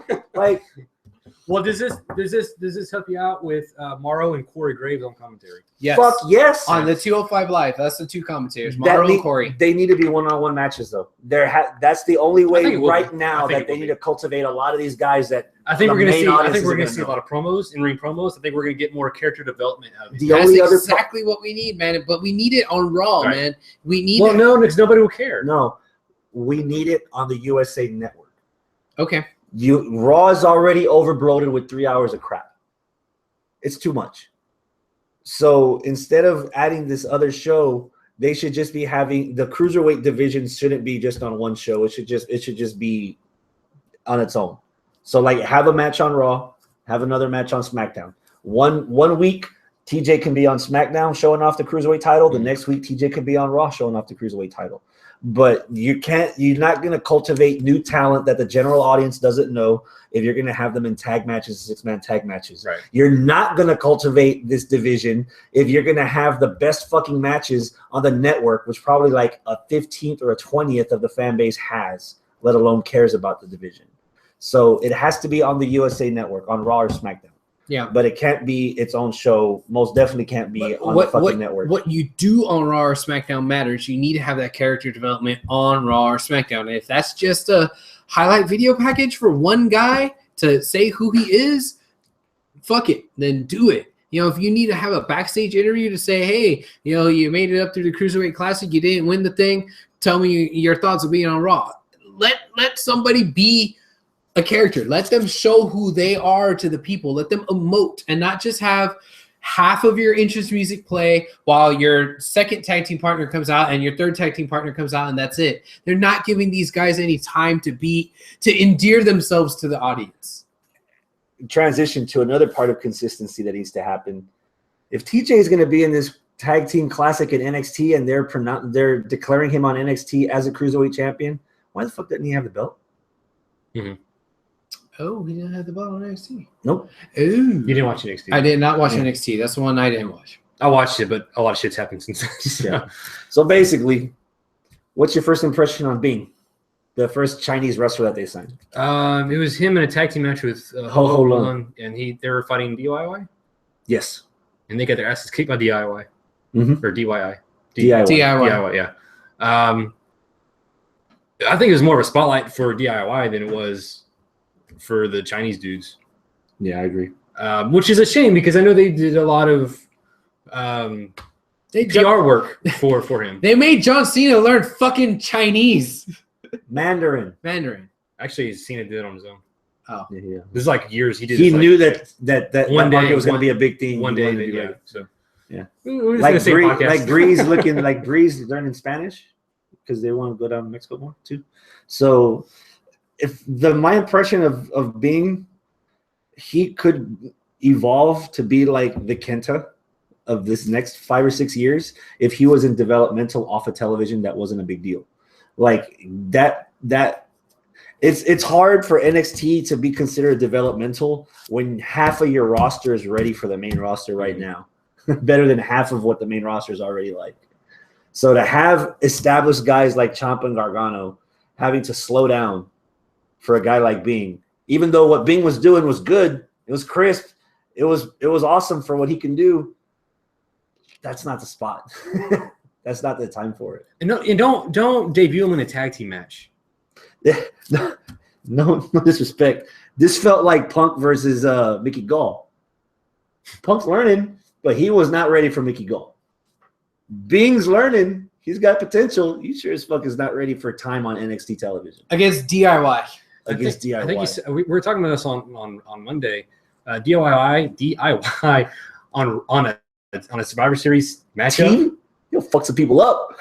That'll get my interest back in these tag team divisions. For the lack of charisma SmackDown has, you throw DIY in there, you don't need charisma. You beat the fuck out of people.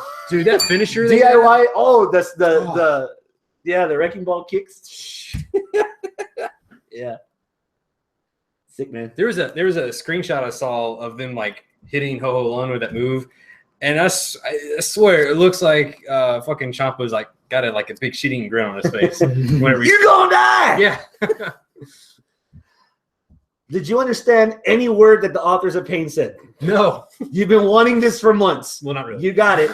What did you make? No, I want explanation from Paul Ellering. That's what I've been wanting for the debut. Yeah, you hire a mouthpiece and you don't have the mouthpiece talking. You hire a mouthpiece just so that the team can speak some language. That's what they say pretty much. Really? So they're from Tasmania. Yeah. Okay. Pretty much. Yeah. Might as well be. I don't fuck. I don't know what they say. And this was the episode that Mickey officially returned. The little video this was package. Mickey James. Yeah, Mickey James. Not Gall. No, not Gall. Okay. Yes. Asuka, she just like squashed one Somebody. chick. Yeah. And then that was Peyton Royce. No. Billy Kay. No, it was Trinidad something. Yeah. Tia Trinidad. Yeah. Okay. Thea, yeah. There you go. Okay.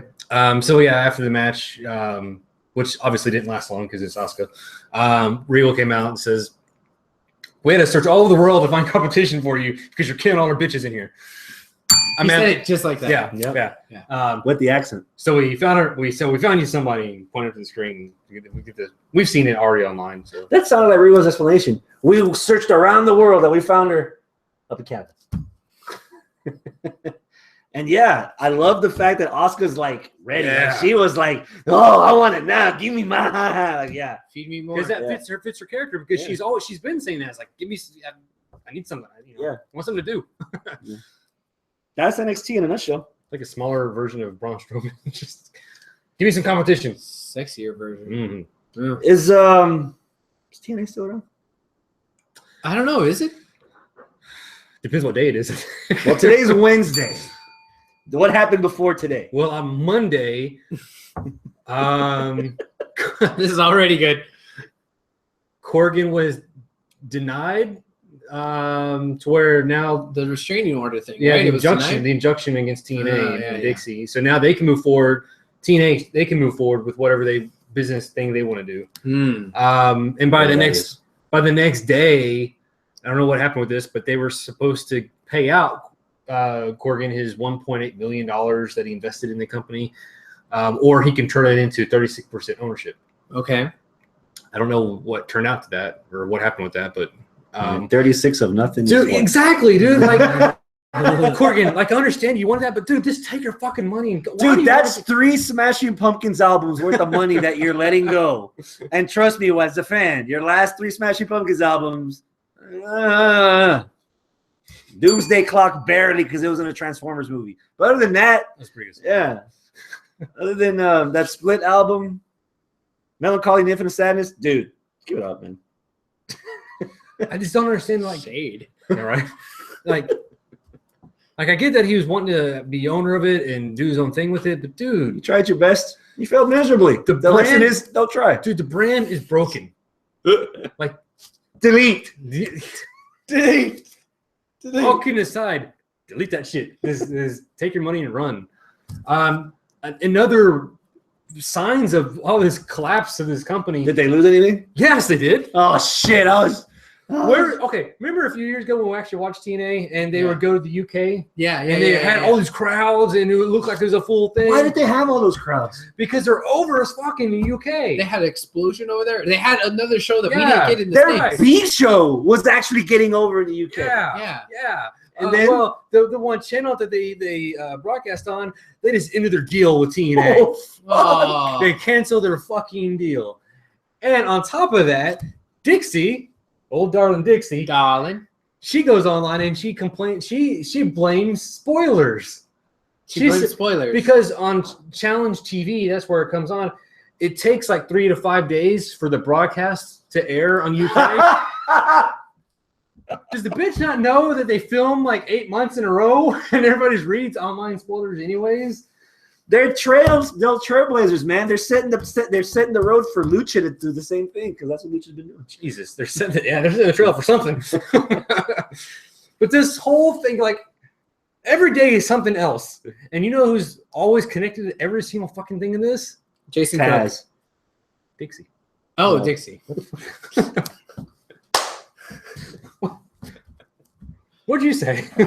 Nothing. Absolutely nothing. All right. Anyway, it's just another week, another. What are you going to see? When you see something with impact on the headlines, you got to click on it to see what's going on. Boy.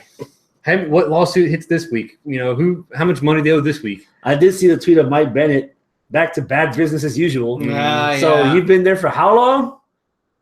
To the point where they're gone almost? Well, Maria's leaving, right? Yeah, Maria said that she's going to be done with wrestling. Good for her. Yeah. Pseudo friend of the show. Yeah. Told us that she's going to school on the side. Yeah. School is becoming a big deal. The payoff is coming long before the next storyline will. Yeah, I mean, you know. Or your paycheck from TNA. I don't really know, obviously, I don't really know what's going on with her, but, when she was talking about going to school, that part of the stuff that she was studying was pro wrestling and how that, is in the business finance. Yeah, the business finance and like how that relates to actual real entertainment type stuff and real business stuff. And it's like, oh, okay, cool. So in my mind, I was like, well, she's really into this wrestling stuff if she's getting an education about it and all that. But now it's like, oh, she's going to walk away from wrestling. Well, then all that education of how to do business in pro wrestling is like, well, shit, what the hell? Or are they just fucking calling bluffs so they can get out of their contract with TNA so they can go back to ROH or go to WWE or NXT or Japan or something? Japan. That might be something because at this point, do you really blame any wrestler that's on the TNA roster right now to try to do whatever they can to get out of their contracts? No.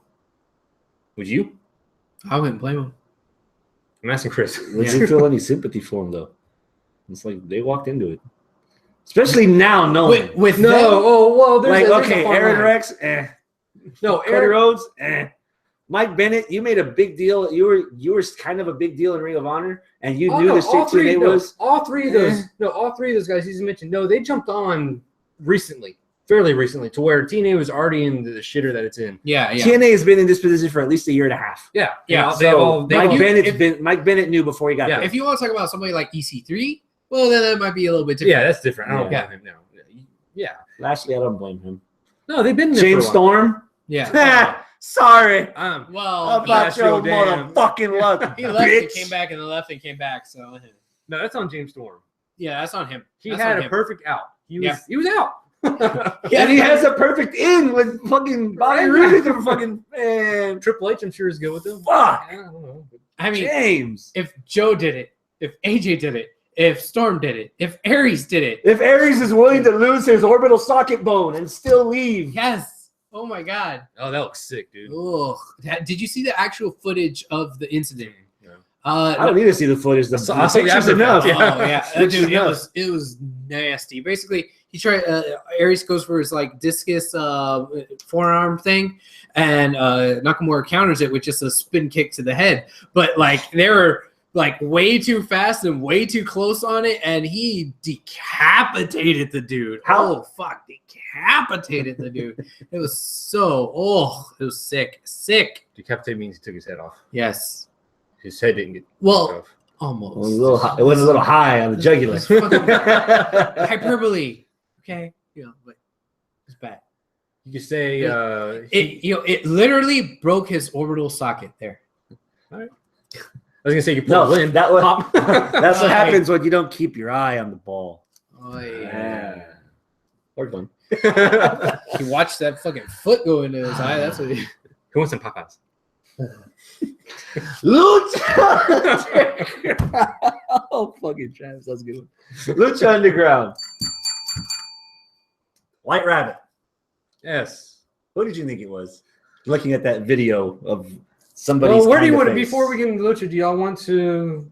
No, we need to go in chronological order. Do we? Because stuff happened at the show that. To me, it's the other way around because I just watched Lucha. Well, you need to watch. The episode happened first. Yeah. Yes, so Lucha, White Rabbit. Okay. Who'd you think it was? Well, I already knew watching it who it was. Is it spoilers? Because of us. Because you told me. But because you thought it wasn't. Is it spoiler? Is it spoilers? Okay, this time last week, what did you think White Rabbit was? Well, I didn't know because. Well, I literally saw the dude when y'all were posting pictures on our Facebook page and y'all told me who it was. Okay, so you don't recall the last 2 or 3 weeks of vignettes about the White Rabbit is coming? Well, yeah, but I haven't seen no, anybody. because the last episode, last week's episode, they showed a video of the guy in the white. And I saw that after I already knew who it was, so I can't say who I thought it was. Paul London.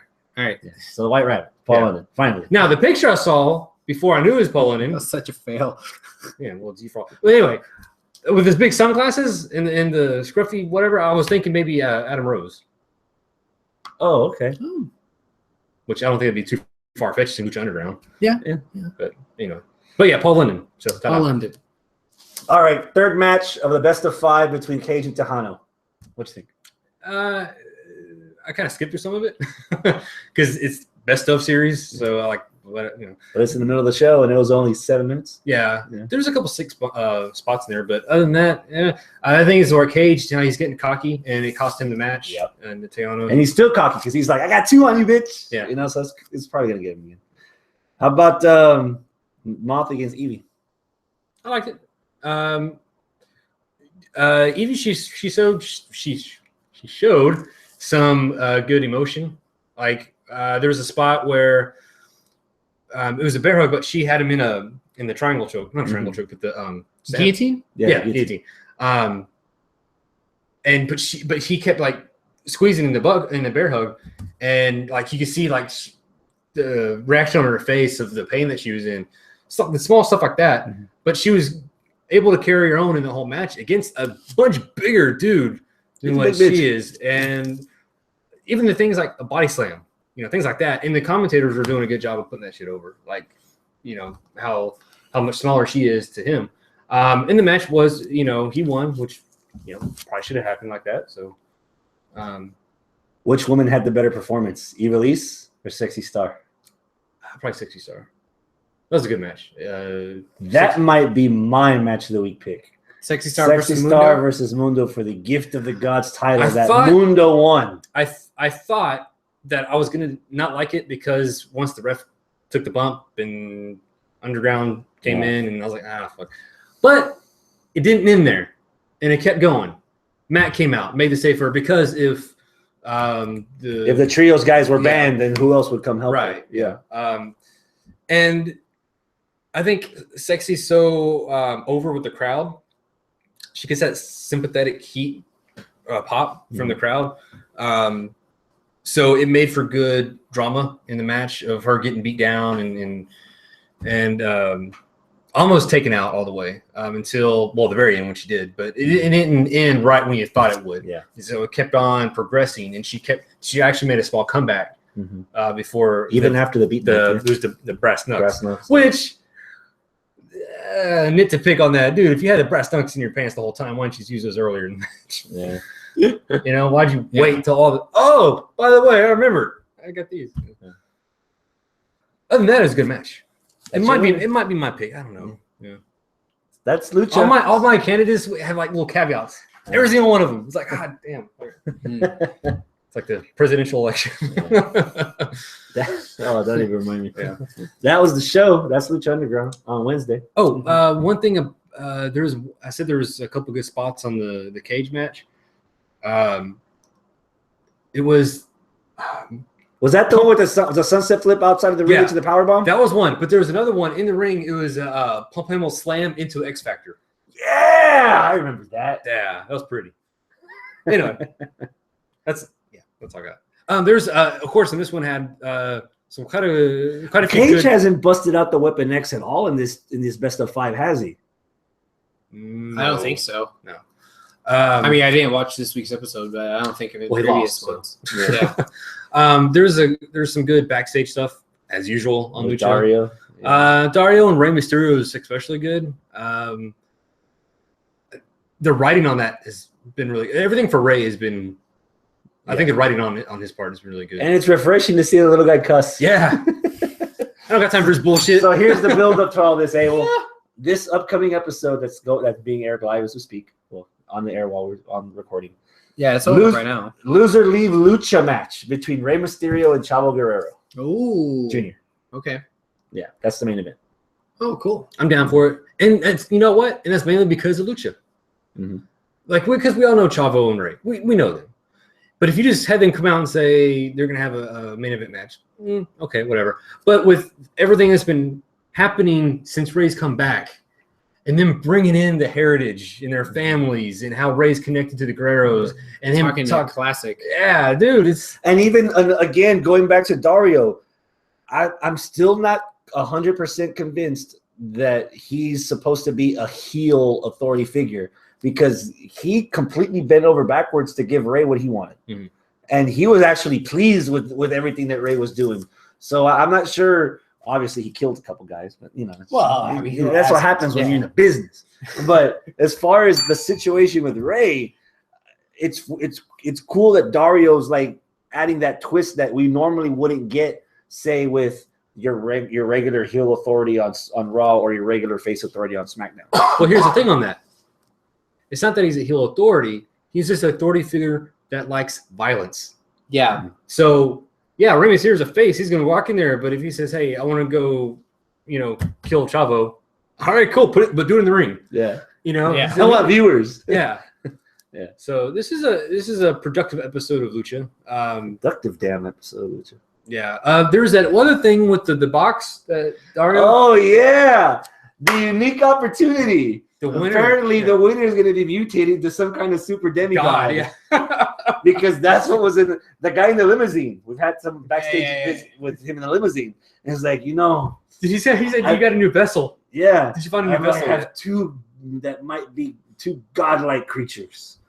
And I was like, well, once this tournament is over, I might have the one that could become a god. And they give him this like Agents of S.H.I.E.L.D. chest, and it glows when he opens it. And then that's when Rey Mysterio later on in the night was coming in to talk to Dario, and Dario's like, "Ooh, let me fondle this glowy thingy some more." And then he sees Rey's little short ass knocking on the door, like, "I ching down, get down there, Lewinsky." Like, fuck what? So yeah, everything's coming together. Oh, and at the very end, we have Vampiro still trying to get into the head of Puma. Yeah, and I was reminded when I was watching that. I know we said that about them killing people in this show. Yeah, and I forgot. Technically, was Conan the first death in this show? Yeah. Like we talked about, like he killed a motherfucker, but that was like brutal, like murder on the screen. Whatever. But yeah, Conan was more subtle than what we've seen later on. But I think, because I think when that happened, it was just we were so used to wrestling. Oh, you just put him in a coffin and carve him away. He'll be back in a couple months. Yeah. But no, now think about it. They killed Conan. I mean, so far everybody that's been in a coffin has died. I mean, some of them haven't stayed dead, but you die. Well, the chance is coming because apparently all of the rumblings from Vampiro to Puma are going to lead into a rematch between Puma and Mil Muertes, but this time graver consequences Ah. for him to get his spirit back. Yeah. Okay. So that's it for Lucha Underground on TV. On TV, but And then in Vivo. Traitors fucking Village. Oh man, yeah. Now, for people who aren't in the Houston area, Chris, in 5 words or less, what's Traders Village? Overgrown outdoor flea market. Yeah. Overgrown outdoor flea market. Pretty good. 6. Well, flea market's hyphenated. Okay, Yeah, I yeah. think. I don't know. Yeah. Yeah. All was forgiven once I got some sweet fruit and cantaloupe juice. Oh man, yeah. I had some limonada. Yeah, so good. yeah. It's so good. Ooh. But yeah, they had fruta con chile y limón and Raspas. ooh, raspas. They have the biggest oversized metal tent Yeah. established for this show. They used maybe half of it, but there was clearly enough people that they could have like spread the whole thing out for the whole thing space-wise, and they would have still packed the whole. Oh yeah. The well, they divided up into 2 shows. There was a 12:30 show and a 3 o'clock show. Shows because there were 3 matches in each show, and not one of the wrestlers did double duty. Right. It was 3 unique matches on each card. Let me run down the matches real quick, just to get the better picture.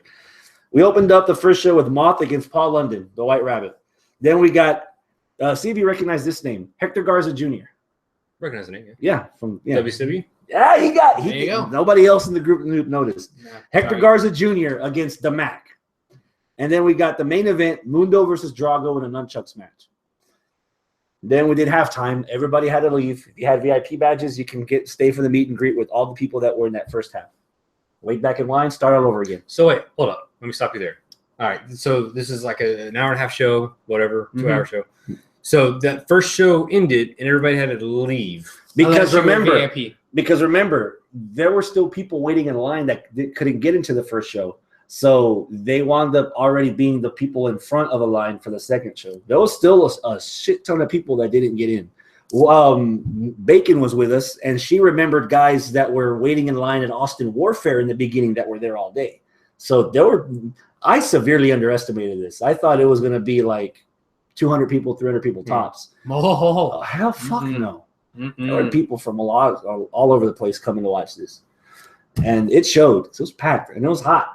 Not to mention it's outdoors. Even though you're like under the metal tent or whatever, there's no AC and people are sweating. I'd be kind of pissed if I had to get up and leave just to come back. Especially if Nicole was in line for 2 hours. Yeah. For an hour and a half show just to come all the way back around. And not guaranteed a spot. Yeah. right.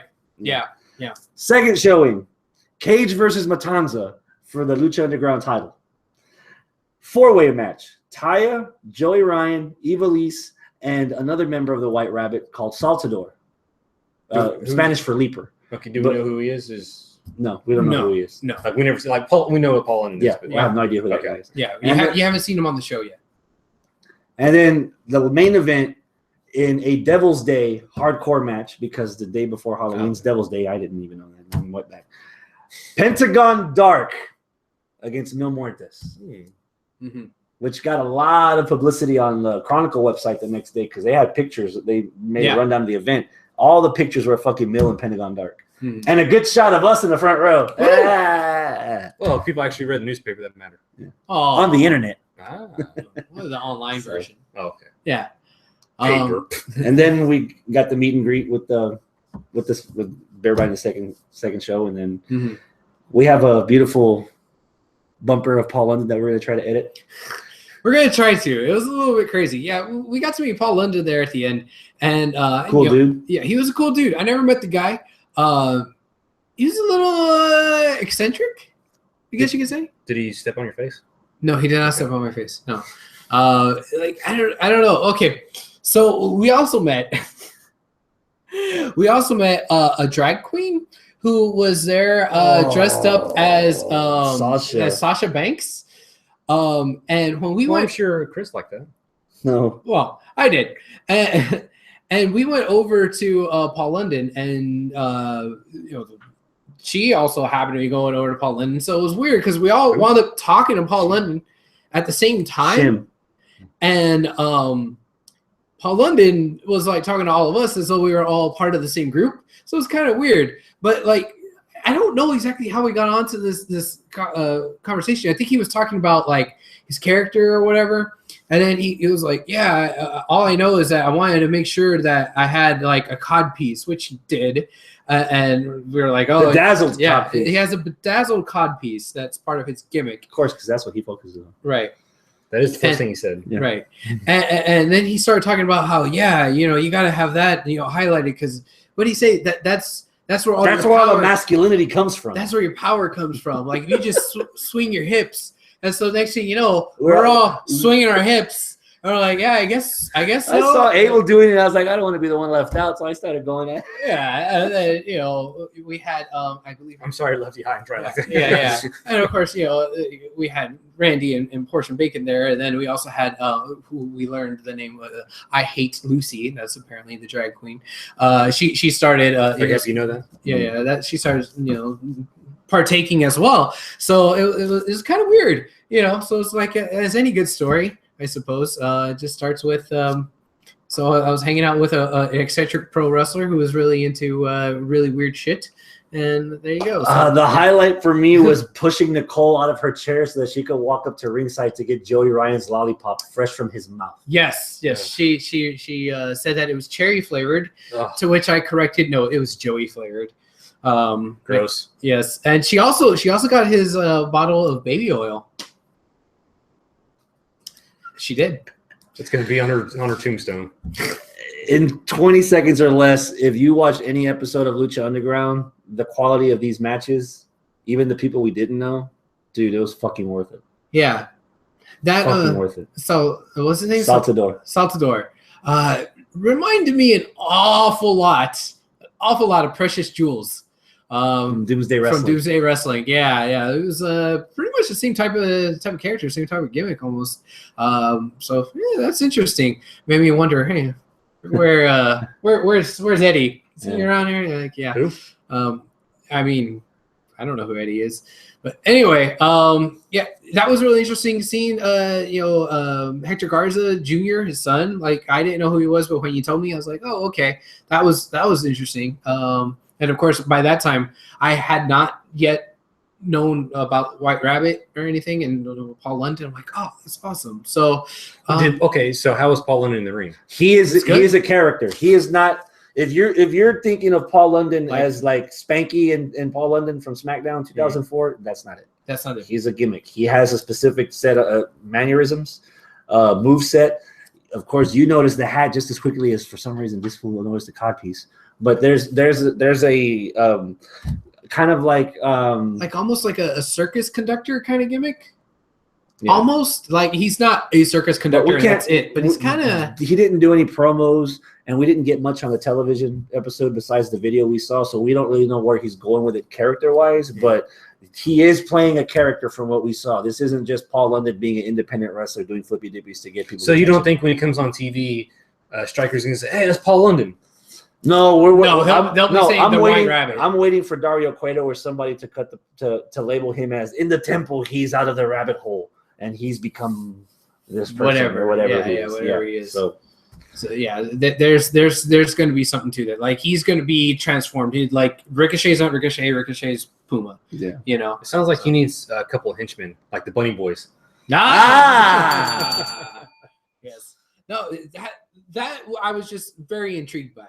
Of course, you had Cage and Matanza in there just killing each other. Just killing each other. And I mean, that's not the only, Pentagon and Mill were beating the fuck out of each other. Both of those matches were so rough, but like in a good way, Yeah, it's rough. Yeah, I guess. But what did you think about the nunchuck match with the Johnny Mundo and Drago? Dude, Johnny Mundo taking all the nunchucks off of the corners and throwing them under the ring. Hiding it from Drago. Yeah, that's really hilarious. That was the good stuff. All in all, man, it was fun. Like, I mean, yeah, it wasn't a part of the storyline of the show. It was definitely kind of a house show-ish feel. Quality-wise, if you didn't make it to Austin Warfare, that's what you got. Because it felt fucking cool. And even like I've been on this show for weeks complaining about oh fuck, this Trader's Village. 5 minutes in, I completely forgot where I was. It's like shit. Lucha's like 10 feet away, and it's fucking on. Sponsored by Cricket Wireless. Oh, did you mention that it was sponsored by Cricket Wireless? Oh, it was sponsored by Cricket Wireless. Yeah, thanks. Yeah. Do you want to get a Cricket Wireless film because they sponsored Lucha? Yeah. No, I don't want a cricket. Okay, good. Okay, but if you did, there's representatives available for dance offs and for pose downs. Apparently, you should stick to selling cell phones. Yeah. And you can sign up after the show. So that's why you had to leave the arena so that you could go out and sign up for Cricket Wireless. So don't we have anyone to thank? Yeah. Apparently, we have Cricket Wireless to thank. Cricket Wireless. Yeah. Well, we do have people within the Cricket and Lucha Underground organization to thank. Yes, so thank you, Katie, and Yashira as well. People that we were able to get in contact with and we met and talked to as well helped us get the Johnny Mundo. Are they from Lucha or are they from Lucha? Well, one of them's Cricket, one of them's Lucha. But we got to talk to them and helped set up the Johnny Mundo interview that we did this past weekend. So that was really cool, and hopefully we'll be able to continue doing some Ultima Lucha 3 is coming eventually, and we will be ready. I hope so. Yes, yes. And at least that's what we're shooting for. We're shooting for the stars here. That's the reaction I wanted to get out of Travis. This guy. Yeah. That's a show, man. Yes. That's everything. That's everything? Yeah. All right. Well, then. Adios, my friends. Keep it classy.